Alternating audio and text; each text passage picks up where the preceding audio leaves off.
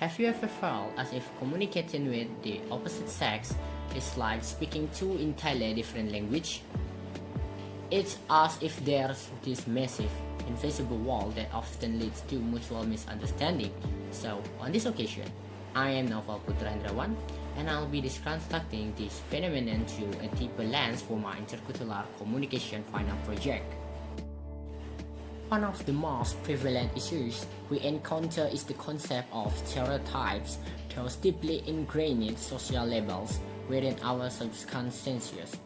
These stereotypes might seem simple, yet they carry significant weight. For instance, society often dictates that men must remain stoic. They shouldn't share too much and are expected to internalize their struggle. In our construct, a man who faints is often perceived as weak. Conversely, women are stereotyped as the natural storytellers, who must communicate with intricate detail and high emotional intensity. In reality, these rigid labels only serve to stiffen our interactions. The impact becomes even more evident when we examine the concepts of high context and low context communication. Generally speaking, men tend to lean towards low context communication. We prioritize the essence of the matter based straightforward, concise, and focusing primarily on informative facts, or what we call report talk. A perfect example is when we were spilling the tea or gossiping. When a guy shares a story, it often sounds effortless, almost like a passive observation. For example, a guy might just say, "Oh, I saw she pop out with some guy yesterday. Even so, she just broke up with her boyfriend 2 weeks ago."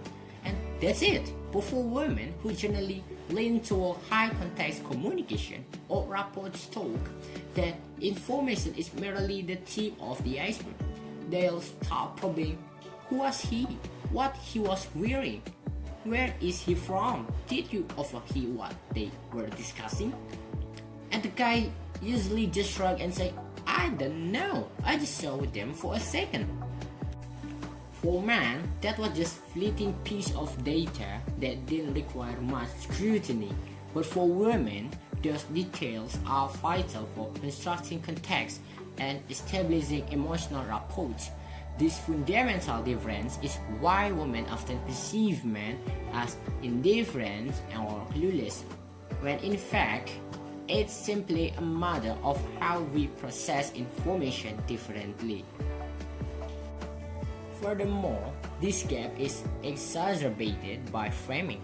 We can't deny that we often frame men as inherently detached or women as overly complicated when they tell stories. This framing is quite detrimental because it hinders our willingness to understand others objectively. We become reluctant to adapt simply because we assume, well, that's just how the genre is. As a reflection for all of us, intercultural communication, including gender communication, isn't about determining whose style is superior.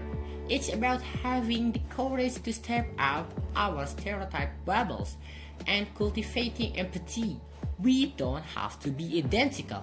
We just need to be more perceptive in listening to someone else's language without immediately passing judgment to those pre-constructed frames.